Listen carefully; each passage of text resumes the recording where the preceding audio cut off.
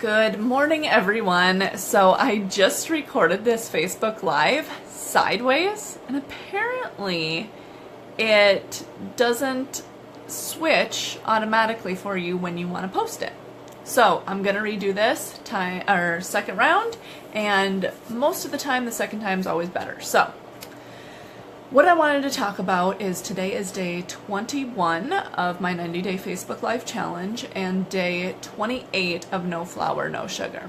Today we are headed to a wedding, and there's going to be family, lots of food, cake, drinks, and so it is probably going to be one of the most challenging situations somebody can be in when they're trying to stick to a particular protocol that works for their body. So I'm going to report back to all of you tomorrow evening on exactly how well I did and how I handled everything. Also, tomorrow is a wedding anniversary that I'm going to be attending, so same thing. There's going to be family, there's going to be food, there's going to be lots of drinks, and it's going to be hot outside. So once again, gonna report back to you guys and let you know exactly how well it went. So also I wanted to do a quick shout out to the Erickson Merkel Foundation. Head on over to their page. I've posted the link right in the main part of the post, so you can go over there and leave them a donation. They support college students who are working their butts off to pay for college without having to go into debt and without having to take out student loans. So I highly recommend going over there and showing them some love. Also, what I wanted to talk about was I'm following up with Thursday's Facebook Live. So I said to you guys that I was going to turn off the TV for my son because he was watching Paw Patrol, and it was time for bed, and he was going to throw a fit. And I'm happy to report that he did not throw a fit at all. He actually went to bed really easy.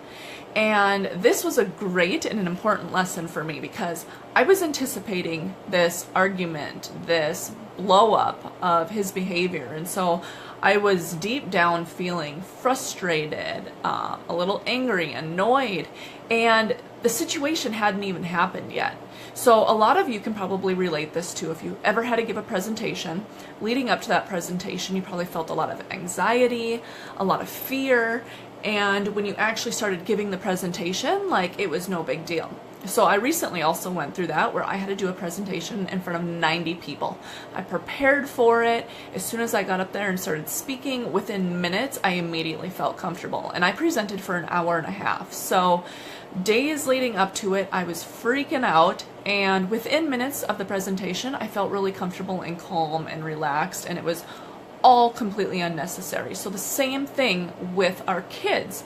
We anticipate this big fight or this argument over bedtime, and it's a lot of unnecessary stress that we don't need, that doesn't serve us, because if I'm feeling stressed and anxious and annoyed and fearful of putting him to bed, I'm probably going to drag my feet, and it's going to just prolong that process and probably make that more of a likely situation the longer I hold off putting him to bed.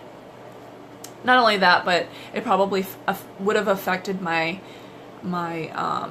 behavior towards him if I was feeling frustrated even going into it. So same with a presentation. If you are feeling extremely fearful or anxious, you may be going into that presentation and everybody can tell that you're nervous. If you've ever seen somebody present, you can tell that they start out kind of nervous. Some people are really great at public speaking, and then they eventually warm up and their presentation's a lot better.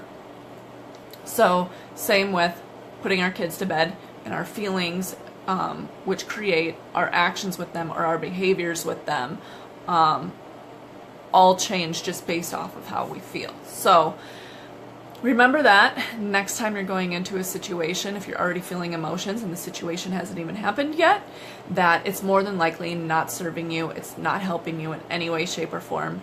So trying to change your thoughts around about the situation before going into it, you'll feel a lot more calm, a lot more relaxed, and it'll create a much better situation for you. So I'm going to report back tomorrow on exactly how this weekend went, and I will talk to you guys all soon. I hope you guys have a great weekend.